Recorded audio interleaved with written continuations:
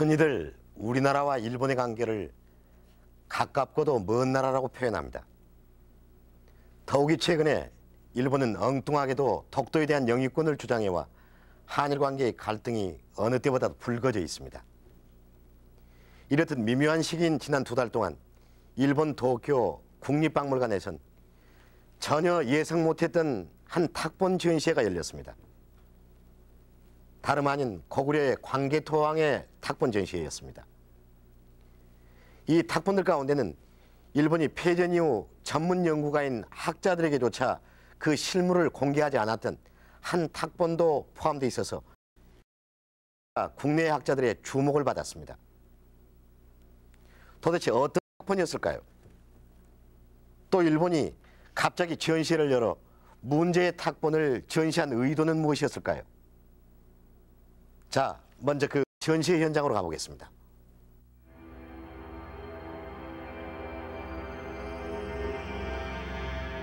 지난 2월 초 이곳에서는 한 특별 전시회가 시작됐습니다.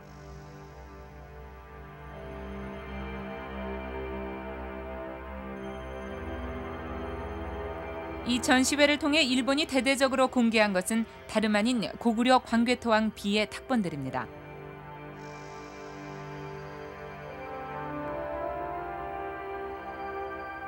발견 직후부터 지금까지 광개토왕 비는 한국과 일본의 역사 학계에서 끊이지 않고 논쟁이 계속되어 왔습니다.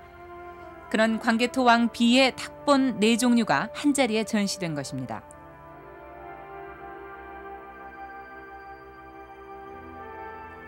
특히 무엇보다도 이 중엔 지난 100여 년 동안 논쟁거리가 되어온 한 문제의 탁본도 포함되어 있어 더욱 주목을 받았습니다. 바로 이 사카와 탁본입니다.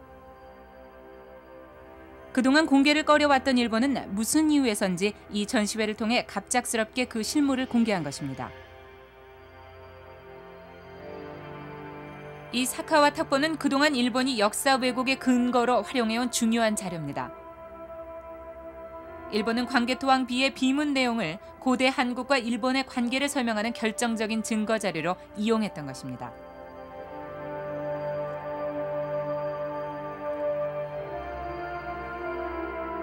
이 탁본을 입수한 일본이 특히 주목한 것은 이른바 신묘년 기사, 즉 광개토왕의 정복 활동을 기록한 서기 391년 부분입니다.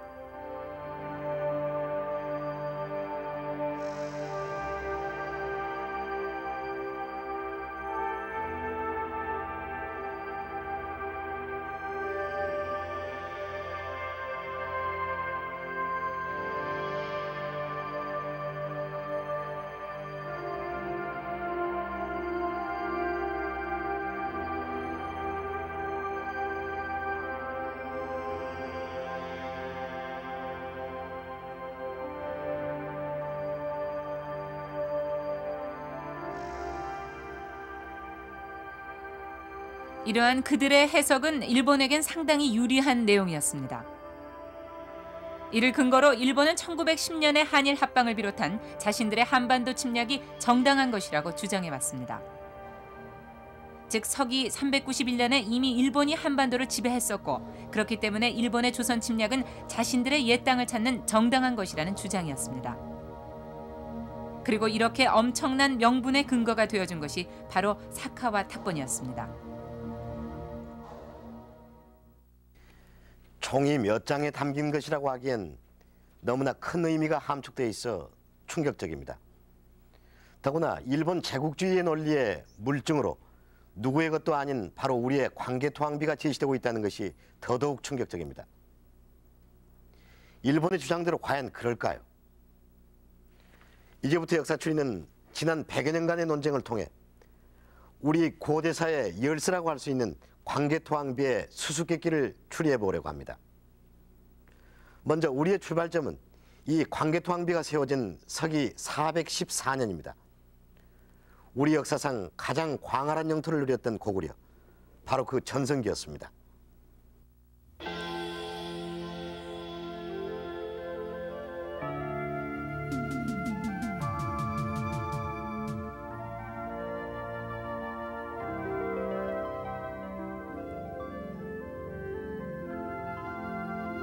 중국 길림성 지반시. 백두산 자락인 노령 산맥과 압록강 사이의 국경도시인 이곳은 바로 고구려의 옛 땅입니다. 바로 고구려의 두 번째 수도로 국내성이 있던 곳입니다.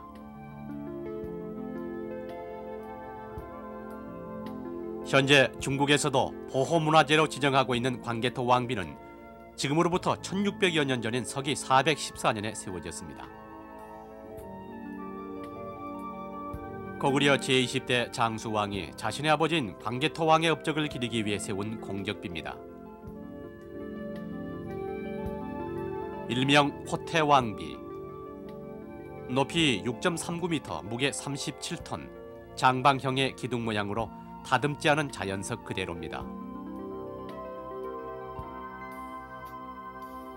고구려 특유의 예서체로 14cm 크기의 글자가 세로로 44줄, 총 1775자가 새겨져 있습니다.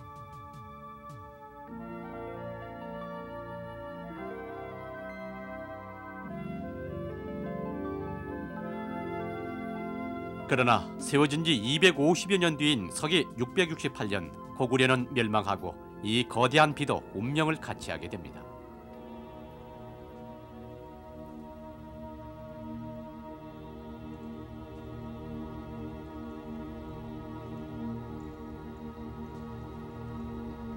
게다가 이 지역의 주인들이 자주 바뀌면서 점차 우리의 발길이 미칠 수 없게 됐고 이 거대한 광개토 왕비도 역사의 뒤안길에 묻혀버리게 됩니다.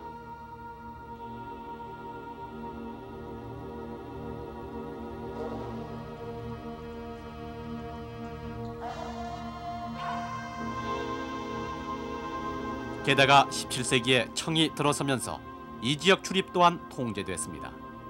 자기들의 시조인 만주족의 발상지라 해서 사람이 살지 못하도록 하는 봉금 제도가 실시됐기 때문입니다.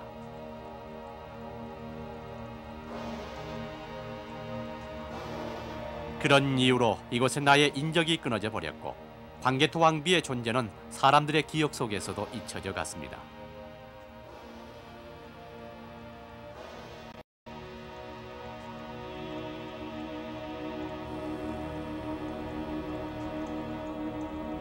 그렇게 200여 년이 흘렀습니다. 그리고 1880년을 전후에 이 지역에 봉금이 풀리게 됐고 다시 사람들의 이주가 시작됐습니다. 그리고 이주를 시작해서 개간에 종사하던 청나라의 한 농부가 우연히 거대한 돌비석을 발견했고 그것이 바로 광개토 왕비였습니다. 그렇게 해서 광개토 왕비는 오랜 전설에서 깨어나 다시 그 모습을 드러내게 됐던 것입니다. 여기서 의문이 생깁니다. 이렇게 1880년경에야 재발견된 광개토 왕비의 내용이 어떻게 해서 현지인 중국이 아닌 일본에서 가장 먼저 연구되고 최초로 세상에 공개까지 된 것일까요? 과연 일본은 어떻게 그리고 어떤 과정을 거쳐 광개토 왕비에 적힌 1775자의 해동문을 처음으로 내놓게 된 것일까요? 이 의문의 실마리를 푸는 열쇠는 앞에서 보셨던 사카와 탁본의 주인공, 바로 그 사카와라는 일본인에게 있습니다. 귀관의 말대로 귀관은 전쟁터란 전쟁터에는 안 가본 데가 없는데 그렇다면 귀관은 전쟁을 좋아하고 있는가? 저는 전쟁을 좋아하지 않습니다. 그런데 귀관은 어찌하여 무공 훈장을 받을 정도로 싸움을 좋아하고 있는가? 저는 훈장을 얻기 위해서 전쟁을 하는 것이 아니라 평화를 얻기 위해서 싸움을 하고 있습니다. 전 평화주의자입니다. 훈장가. 좋다, 사카오소이. 그대의 말대로 이제 대일본 제국의 승리가 아닌 평화를 위해 귀관을 새로운 싸움터로 보내려 한다. 사카오소이, 귀관이 갈 곳은 천국이다. 출발은 40시간 이내이다. 왜 가는지, 누구와 함께 가는지 이 모든 사항은 극비이다. 알겠는가, 사카오소이? 네. 주구 경신 사카와 가게노부. 당시 육군 포병 소유였던 그는 이렇게 1880년 가을 육군 참모본부로부터 명령을 받고 천국으로 파견됩니다.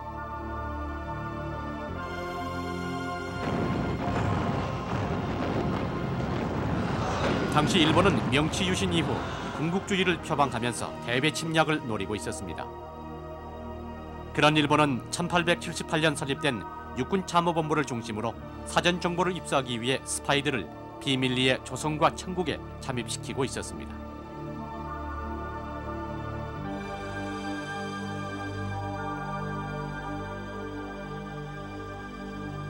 그렇게 특수한 임무를 맡고 파견된 밀정 중에 한 사람이 바로 사카와였습니다. 중국에 도착한 사카와는 신분을 속이고 먼저 어학 과정을 마친 뒤 중국인 한의사 왕자문으로 행세합니다.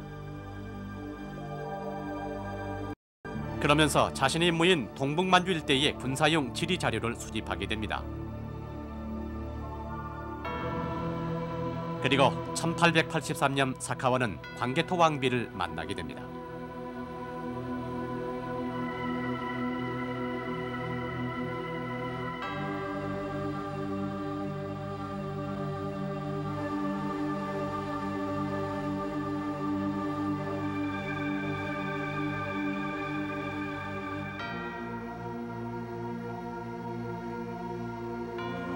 그리고 비문의 탁본을 입수하게 됩니다. 다만 사카와가 직접 탁본을 했는지 아니면 중국인 탁본 전문가에게 구입한 것인지 그 경위는 분명치 않아 아직까지도 학계에서 논란이 되고 있습니다. 아무튼 이때 입수한 탁본이 이른바 사카와 탁본인 것입니다. 그리고 1889년 일본은 국수주의 단체의 기관지인 회여록을 통해서 고구려비 출토기란 제목으로 광개토왕 비문의 내용을 게재합니다. 이것이 비문 내용의 최초 공개였습니다.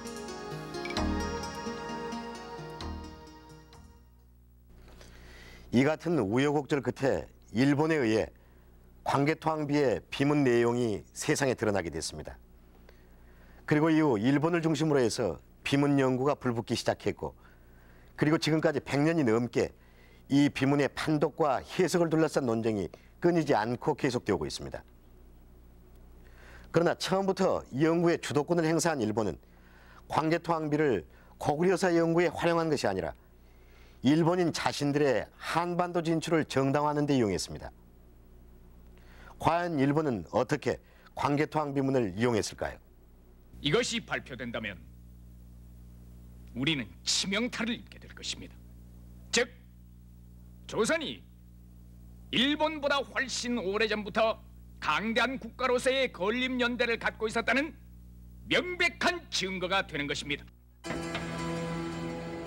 가장 먼저 본격적인 연구에 착수한 것은 일본 육군 참모본부였습니다. 사카와 탁본을 본 학자 요코이는 비문 중에 우리 일본과 크게 관계 있는 것은 십묘년 몇 귀절이다라고 지적을 했고, 그것이 곧 그들의 연구의 방향이자 목적이 되기 시작했습니다. 이 사카와 탁본 연구의 중심이 됐던 또 한 인물이 바로 카스라였습니다. 그는 제국주의 일본의 야심을 대표하는 정치 군인이었습니다. 세 차례나 일본 내각 총리 대신을 역임한 카스라는 육군 참모본부 창설의 주역이기도 했습니다. 참모본부 내에서 카스라는 관서 관동국장으로 활약하면서 대외 정보 업무를 관장했고, 재임 중 을사조약 한일 합방을 주도한 인물이었습니다. 사카와 탁본의 판독과 해석은 카스라와 요코이, 이들의 주도로 본격적으로 진행됐습니다. 그러나 광개토왕 비문의 판독과 해석엔 5년이란 긴 시간이 걸렸고, 그들이 주목한 것은 바로 학자 요코이의 지적대로 서기 391년의 십묘년 내용이었습니다.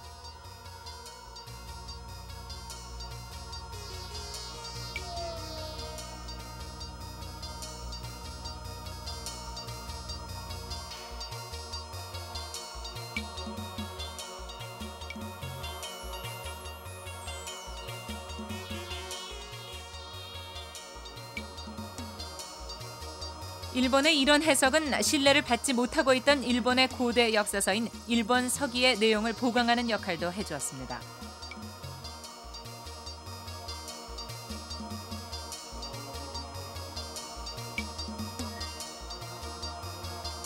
즉 일본 서기의 한반도 정벌 내용이 광개토왕비의 십묘년 기사, 즉 왜가 391년에 백제와 신라를 신민으로 삼았다라는 광개토왕 비의 내용과 일치한다는 것이었습니다. 그것은 결과적으로 4, 5세기에 자신들이 한반도 남부를 지배했었다는 결정적인 증거라며 흥분을 감추지 못했습니다.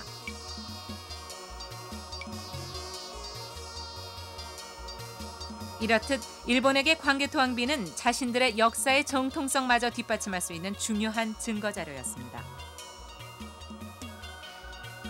당시 동양사 연구의 대가였던 시라토니는 1905년 광개토왕 비의 필요성을 이렇게 역설했습니다. 이는 역사적으로 굉장히 중요한 가치를 간직한 물건이다. 마땅히 이것을 증거물로 삼기 위해 일본의 박물관이나 공원에 안치해야 한다. 1907년 일본은 광개토왕비 이전 계획을 실행에 옮기려 합니다. 지반현 향토지엔 당시 일본군 보병 제57연대장과 지반현 당국 책임자가 흥정을 벌인 기록이 보입니다. 비를 사서 옮기겠다는 것이었습니다. 그러나 어떤 이유에서인지 결국 실현되진 않았지만 일본 해군은 비를 싣고 가기 위해서 압록강 하구까지 군함을 보내기로 사전 약속까지 돼 있었다고 합니다. 이처럼 광개토왕 비문이 일본 역사학계에 미친 파장은 실로 큰 것이었습니다. 그럼 일본이 광개토왕비를 이처럼 탐낸 궁극적인 이유는 과연 무엇이었을까요? 홍익대 김태식 교수 연결해 잠시 짚어보겠습니다. 김 선생님, 37톤이나 되는 거대한 비를 중국에서 일본까지 옮기려 했을 정도로 일본이 광개토왕비에 집착한 이유는 무엇이라고 보십니까? 예, 그게 한 시기적으로는 4세기 후반에 해당하는 기사인데 4세기 후반 내지 말기에 해당하는 그 일본 관계 기사가 다른데 보이지가 않습니다. 그리고 광개토왕 능비에는 비교적 그게 많이 나오고 있어요.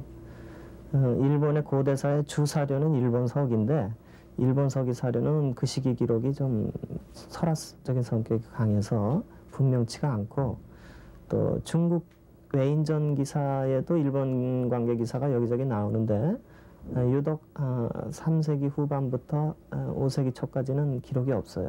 근데 이제 그 공백을 광개토왕릉 비문이 이제 메꿔줄 수가 있다고 보는 거죠. 그런데 광개토왕릉 비문에는 뭐 외인, 외적, 외구라고 표현되는 그러한 외관계 기사가 8군데 나오고 있습니다. 그 중에서도 가장 이 문제가 되는 기사가 신묘년 기사인데요. 그 신묘년 기사의 한 서너 글자가 잘 보이지 않습니다만 그것을 해석하기에 따라서는 외가 그 한반도 남부 지역을 어느 정도 장악하고 있었다고 볼 수 있는 그런 그 사료가 되기 때문에 그거를 강변할 소지가 생기는 거죠. 광개토왕 능비를 통해서. 그래서 그걸 통해서 임나일본 부서를 좀 강화하려는 입장이 될 수도 있다는 겁니다. 임나일본 부설이 과연 설득력이 있는 주장인가요? 어떻게 보십니까? 네, 임나일본 부설을 맞는다고 보는 사람들이 그렇게 많지는 않습니다. 이제 임나일본 부설이 맞는다고 한다면 가야 지역을 중심으로 고대 한 200년 동안 일본 유물이 많이 나와야 되는데 그 나오지 않고 있어요.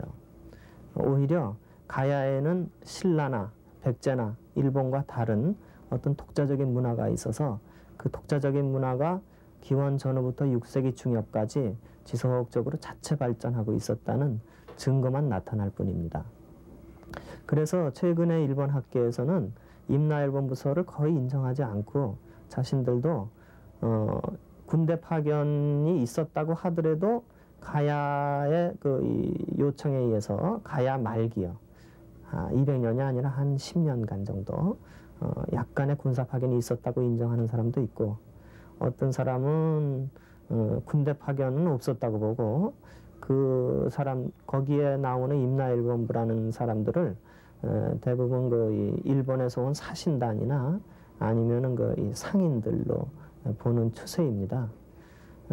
그래서 일본 학계에서도 임나일본 부서를 부인하고 우리나라에서는 물론이고요.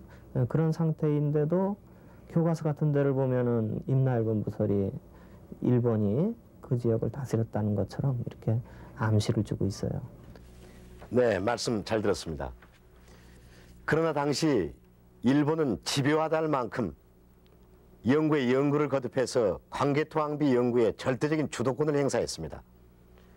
그 결과 광개토항비의 비문 내용은 그들의 주장인 임나일본 부서를 뒷받침하는 증거자료로 자리 잡혀가게 된 겁니다. 그러던 1972년 폭탄선언과도 같은 충격적인 주장이 제기됐습니다. 한 제1사학자에 의해서였습니다.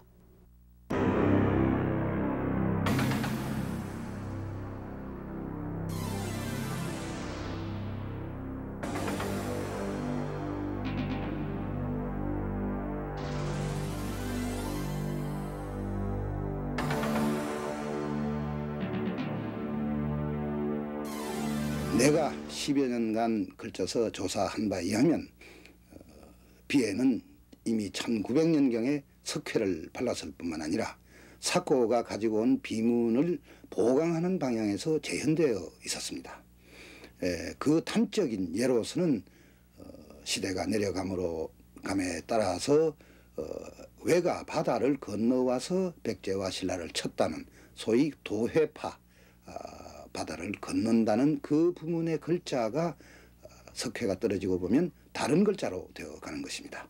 그런 과정에서 나는 광개토대항비는 일본 참모본부가 한반도 지배를 역사적으로 합리화하기 위해서 변조한 것이다 하는 학설을 내게 되었던 것입니다.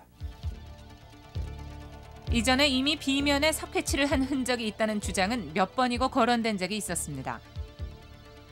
그러나 이진희 씨의 주장은 일본 참모본부가 비문을 변조하기 위해서 의도적으로 석회칠을 했다는 것이었습니다. 이진희 씨의 주장은 일본 참모본부의 도덕성에 크게 상처를 주는 것이었습니다.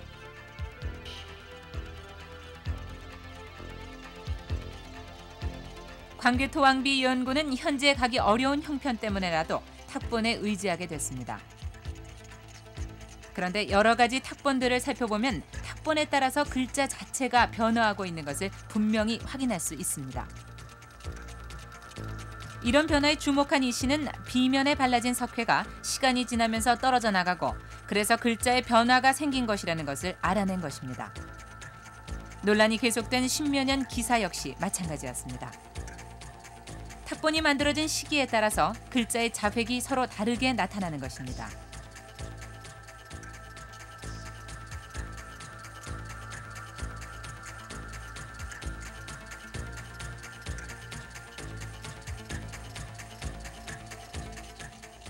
여기에 이진희 씨는 이 석회가 일본 참모본부가 자신들에게 유리하게 비문의 내용을 위조하고 그것을 은폐하기 위해 발라진 것이라고 주장한 것입니다. 中国の卓工が自分の意思でわざわざこんなことはするはずはないはずです。万の字を加えようが加えまいがどうということない。後ろの今日本に出回っている拓本でもですね、拓本一つの文字を持って議論するといつも間違うんです。で学者でないとなると誰かと申しますといけた人は別にはいるんです。それは参謀本部の方が派遣した軍人たちであります。彼らは中国人に変装して全く中国人になりきっておりますからほとんど見抜かれてない。佐光がそうであります。 이런 이진희 씨의 주장은 국내외에 커다란 충격을 주었습니다. 그리고 논쟁은 새로운 국면으로 접어들었습니다. 이번엔 석회칠이 됐느냐 안 됐느냐, 또 일본 참모본부의 의도적인 변조냐 아니냐는 논쟁이 계속됩니다. 하지만 당시만 해도 중국이 공산체제였던 데다 예나 지금이나 영토와 관련된 문제는 민감해서 비문에 대한 현지 답사조차 어려운 형편이었습니다. 그러던 1981년 현지에서 조사를 마친 중국 학자 왕건군의 연구 결과가 나와 주목이 됩니다. 중국 학자 왕건군은 1981년 4월부터 광개토왕 비에 대한 본격적인 조사를 시작했습니다. 일단 현지인의 진술을 듣는 등 현지 답사와 연구를 할 수 있다는 이점 때문에 그의 연구 결과는 주목을 받았습니다. 그는 광괴토왕 비 근처에서 1900년경부터 30여 년간 전문적으로 탁본을 떠온 탁공의 증언을 입수했고 그것을 토대로 이진희 씨의 비문 변조 주장에 정면으로 반박하고 나섰습니다. 篡改这个碑林，也不同意说九盖景信曾经改过这个碑。要是在光绪初年做这样的双钩本，一个普通人至少要做1个月。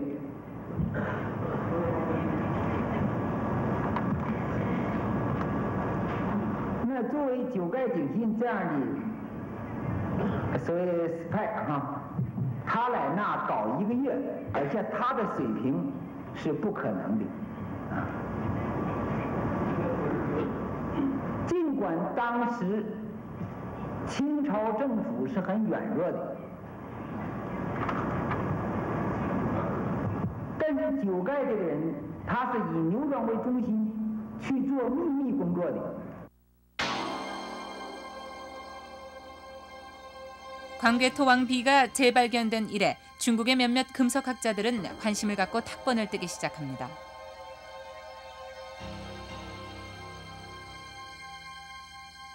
그런데 탁본의 수요가 늘어나자 비석 옆에 살며 전문적으로 탁본 작업을 하던 초천부 초균덕 부자가 작업을 수월하게 하기 위해 비면에 석회를 발랐다는 것이 왕건군의 주장이었습니다.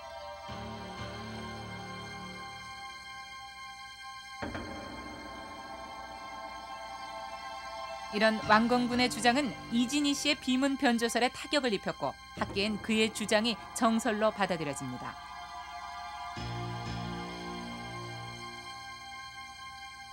광괴토왕 비에 대한 논의가 이렇게 활발히 진행되는 가운데 국내 학자들도 비문의 해석을 놓고 나름대로의 주장을 하게 됩니다.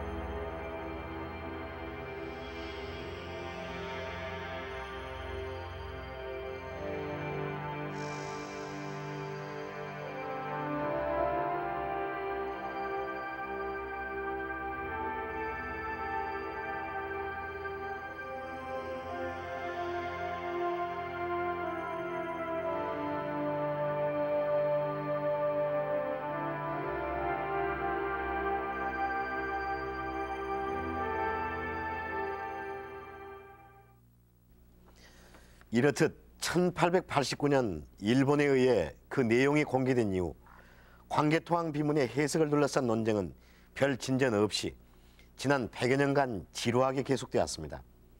그러나 얼마 전 우리 학자가 광괴토왕비가 재발견됐던 1880년대 초기의 탁본으로 추정되는 또 하나의 탁본을 찾아내 주목됩니다. 동국대학교의 임기중 교수가 북경대 도서관에서 발견한 이 탁본들은 모두 4종류입니다. 무엇보다도 그동안 국내와 동아시아에 존재하지 않은 것으로 알려진 1890년대 이전의 초기 탁본이라는 점에서 국내외 학계에 기대를 모으고 있습니다. 실제 비의 크기인 6.39m 그대로 한 장에 한 면씩 탁본되어 있는 이 초기 탁본들은 훼손된 부분도 있지만은 무엇보다 탁본의 상태가 양호하고 글자체가 선명한 것이 장점입니다. 이를 통해 임기중 교수는 광괴토왕비 1775자 중에서 불확실했던 172여자를 새롭게 읽어냈습니다.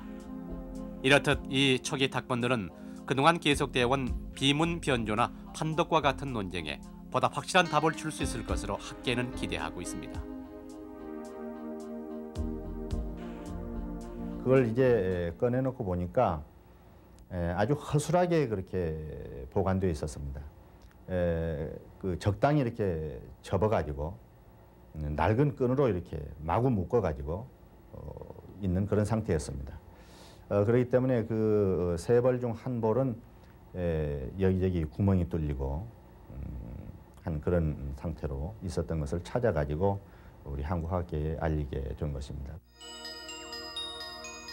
더욱이 이 탁본에는 당대 최고의 금석학자였던 반조음의 친필이 붙어 있어 원 수장자는 반조음으로 추정되고 있습니다. 반조음은 당시 북경을 중심으로 한 금석학계를 주도한 인물이었습니다. 그렇기 때문에 광개토 왕비의 탁본처럼 새로운 것이 나왔다면 제일 먼저 그의 손을 거쳤을 것입니다. 그러므로 이번에 발견된 탁본은 가장 초기의 원석 탁본, 즉 비면에 석회칠이 되기 전의 것으로 보입니다.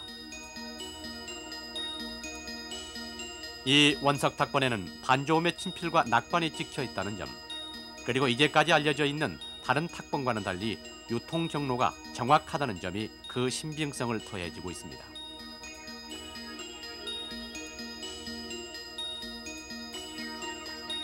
이 탁본의 발견으로 광개토 왕비에서 논란이 되고 있는 신묘년조 등의 판독이 보다 명확해질 수 있을 것으로 기대됩니다. 하지만 아직은 한중일 삼국학계의 검증을 기다려봐야 하는 형편입니다.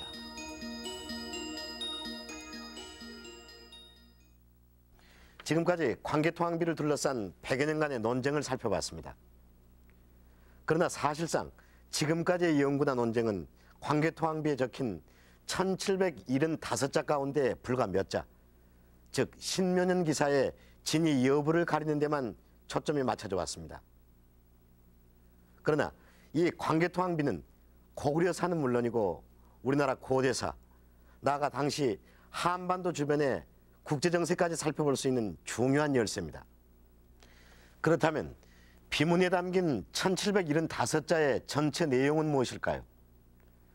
1600년이 지난 오늘날 광개토 왕비가 전해주는 고구려와 고구려인의 세계는 어떤 것일까요?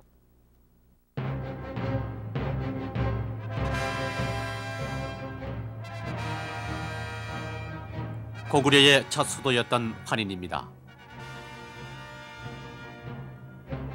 그 땅의 우뚝 솟은 오녀산성에서 우리 역사상 가장 넓은 영토를 누렸던 고구려의 정신과 힘을 느낄 수 있습니다.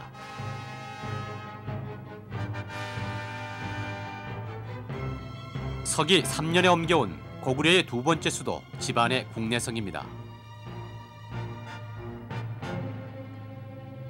지금은 인구 20만의 지반 시내로 편입돼 성터의 흔적만 남아있지만 고구려 424년의 토성이었던 곳입니다. 이 땅엔 아직도 옛 고구려의 유물이 많이 남아있어 고구려의 처치를 느끼게 합니다. 7천여 개에 달하는 통구 고구려 고분군에서 멀지 않은 곳에 있는 태왕릉, 바로 광개토 왕의 것으로 알려진 능입니다. 왕후는 국강상 광개토경 평안호태왕, 땅을 크게 넓혔다는 의미의 광개토경과 나라의 안녕과 번영을 가져왔다는 평안호태왕이 합쳐진 의미입니다. 고구려의 병사들아, 우린 드디어 우리의 땅 요동을 찾았다.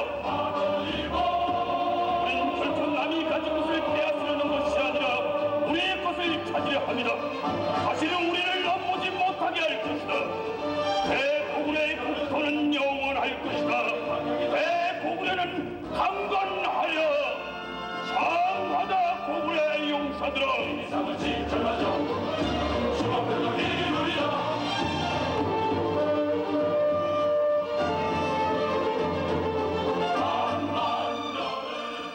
후연을 치는 것이 우선이며 백잔과 외자는 그 후에 움직여야 할 것이옵니다. 후연뿐이 아니옵니다. 남으로 백잔이 움직이고 그들의 사주를 받은 외잔놈들의 노략질이 크게 나가고 있습니다. 잘 알겠습니다. 지금까지 모든 국내의 상황으로 미루어 보아서 우선 가장 시급한 것은 흐트러진 민심을 바로잡고 강력한 국력을 배양하는 것만이 앞으로 우리 고구려가 나아갈 길이라고 생각합니다. 우선 경들부터 힘을 합해 주세요. 그렇다면 나는 온 백성의 힘을 하나로 모아서 아르스 이남부터 저 대륙의 중심까지 강력한 고구려의 중흥을 반드시 이루고야 말겠습니다.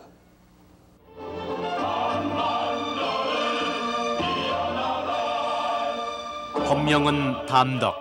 어려서부터 체격이 크고 뜻이 고상했으며 아버지 고국양왕이 죽자 서기 391년 18세의 나이로 왕위에 올랐습니다. 이렇게 18세 소년왕이었지만 그의 용병술과 명성은 이미 널리 알려져 있었습니다. 광개토왕은 특출한 리더십과 안목으로 안팎을 조화롭게 다스려 우리 민족사의 승리와 영광의 한 시대를 열었습니다. 이렇게 광개토왕은 자신만만한 정복 활동으로 한강에서 만주 대리까지 자신만의 천하를 호령했던 팍스 코리아나의 선봉장이었습니다.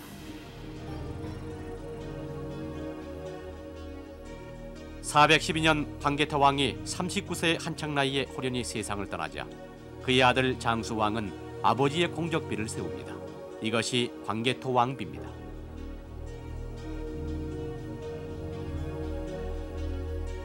이 비의 제1면에는 고구려의 개국의 역사와 광개토왕의 생애, 그리고 거란과 백제의 정벌 기사가 적혀 있습니다.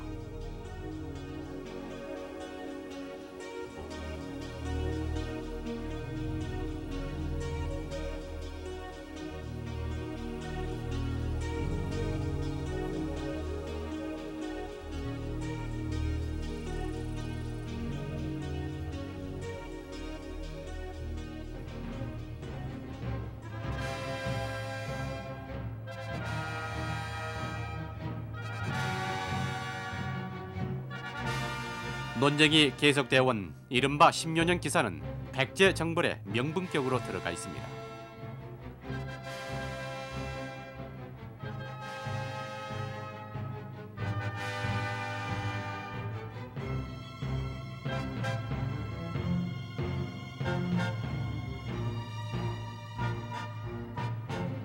이면은 일면의 백제성 정복 기사와 더불어 광개토왕의 정복 활동을 적고 있습니다.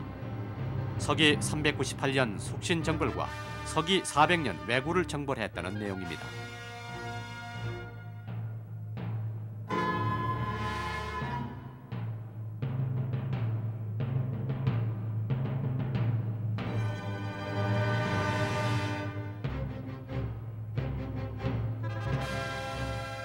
제3면 역시 정복 기사를 자세히 적고 있는데 왜구, 후연, 동부여를 정벌해서 광개토 대왕 제비 22년 동안 64성과 1400여 촌락을 공파했다는 내용입니다.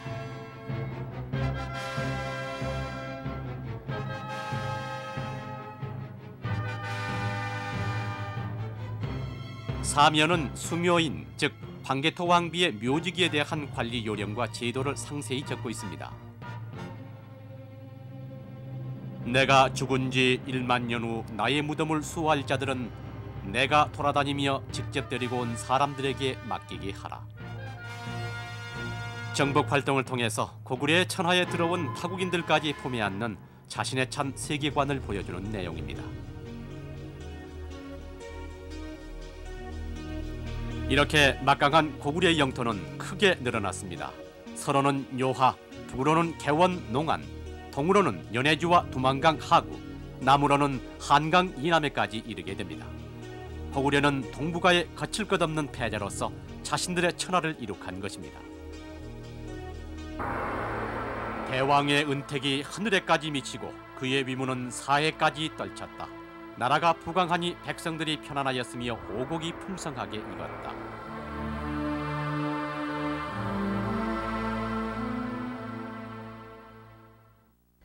이렇듯 우리에게 광개토대왕비는 고구려의 역사, 나아가 우리의 역사를 대변해주는 타임캡슐인 셈입니다.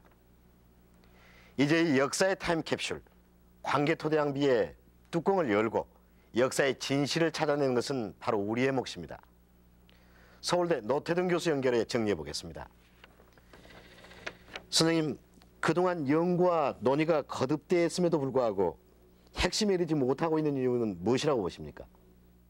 예, 그간 광개토 능비문의 정확한 판독과 해석을 하기 위해서 많은 주장들이 제기되었고 원석 탁본에 대한 비교 검토가 있었습니다. 금성문 연구에 있어서는 비문의 정확한 판독이 가장 기본이 되는 작업이기 때문에 앞으로도 이러한 노력은 계속 필요하리라고 봅니다. 단 한 가지 말씀드릴 것은 이제 비문상의 특정한 한두 자의 새로운 판독과 해석을 통해서 한국 고대사의 흐름이라든가 고대 한일 관계사의 흐름에 대한 이해를 근본적으로 바꿔 놓을 수 있을 것이라고 여기는 다분히 소박한 또 지나치게 낭만적인 그러한 기대나 호기심은 별로 생산적이지 못하다는 점입니다. 또한 그 강개토항 능비의 비문의 내용의 해석을 둘러싸고서도 가령 예컨대 십몇 년조와 같은 특정한 한 귀절 자체에만 집착하는 그러한 입장은 조금 지양돼야 되지 않을까 싶습니다.